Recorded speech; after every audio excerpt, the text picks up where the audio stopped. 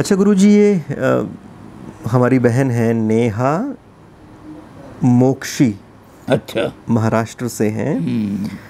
ये पूछती हैं कि जैसे भगवान विष्णु होते हैं, क्षीर सागर में वो लेटे हुए हैं, शेषनाग की शैया है, लक्ष्मी जी उनके पास में है, तो क्या कोई इसके पीछे सिंबल बनता है, कोई संकेत है? इसके बारे में कुछ बताएं। भारतीय पुराण जितने भी हैं वो सारे के सारे प्रतीकात्मक हैं, यानी उसमें प्रतीक बनाए गए हैं। विष्णु क्या हैं? विष्णु आदित्य हैं, सूर्य हैं विष्णु को, और विष्णु भगवान जो हैं सबसे छोटे आदित्य हैं।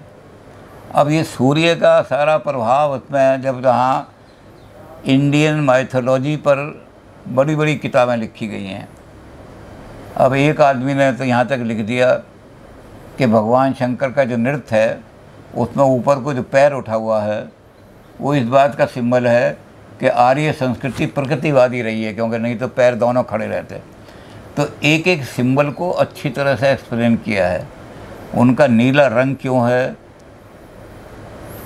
लक्ष्मी संपन्नता की देवी है, और वो संपन्नता की देवी जो है वो भगवान के चरणों में बैठी हुई है।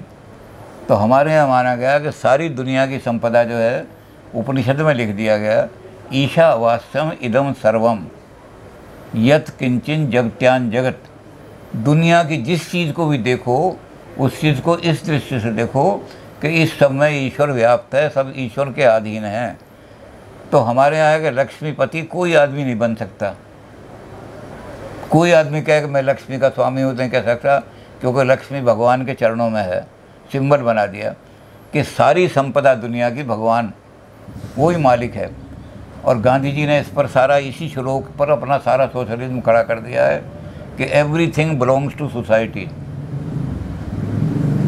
हमारा कुछ नहीं है, एक भी चीज़ हमारी नहीं है।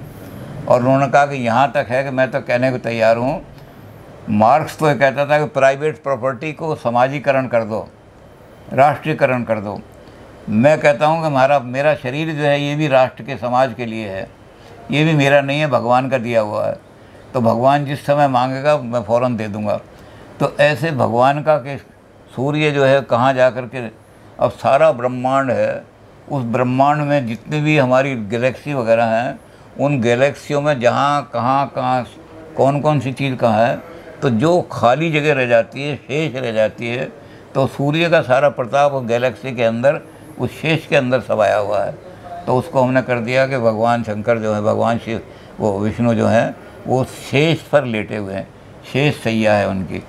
शेष का मतलब है कि जहाँ सारी जितनी भी चीज़ें हैं उनका जहाँ शेष रह जाता है, वो शेष का आज तक पता ही नहीं कहाँ। कोई कहता है ये ब्लैक होल हैं, कोई कहता है ये नॉन मैटर हैं, कोई कहता है आज तक उनका। तो वो जहाँ शेष दिखाई देगा कि ये चीज़, ये विष्णु नहीं है, ये विष्णु नहीं है, फिर विष्णु क्या है? जो इन सब से शेष रह जाए विष्णु है। तो उस शेष के अंदर जाएंगे तब आपको पता लगेगा कि ब्रह्मांड कितना बड़ा है, उसमें कितने सूर्य हैं, कितने सूर्य मर चुके हैं, कितने जीवित हैं, और अब जो जीवित सूर्य हैं उनमें सबसे नया सूर्य हमारे आदित्य जो हैं वो विष्णु हैं।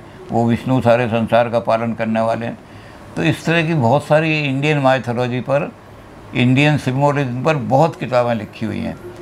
तो विष्णु जो है वो सारे सिम्बोलिज्म हैं। इन सिम्बोलिज्म को नहीं समझने वाले आदमी, वो तो बस विष्णु को मूर्ति बनाई, नमस्कार कर लिया।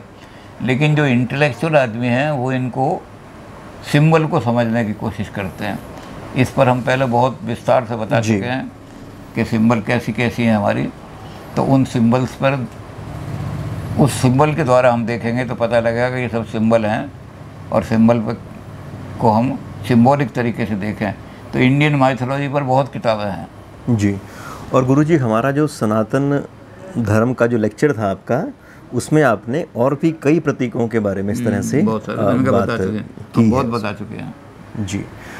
तो ये आपके प्रश्न का उत्तर आपको मिल गया। तो इस तरह से मतलब हम, एक दृष्टि है असल में, जितना भी ये हमारा पौराणिक साहित्य है या वैदिक साहित्य में भी, एक ये जिस तरह से कवि चीज़ें लिखता है उस तरह से है। बढ़िया बढ़िया उपमाएं, अलौकिक अनुपम उपमाएं, तो उनको एक टोटलिटी में देखना पड़ेगा, तब उसका वास्तविक जो व्यवहारिक अर्थ है वो समझ में आएगा।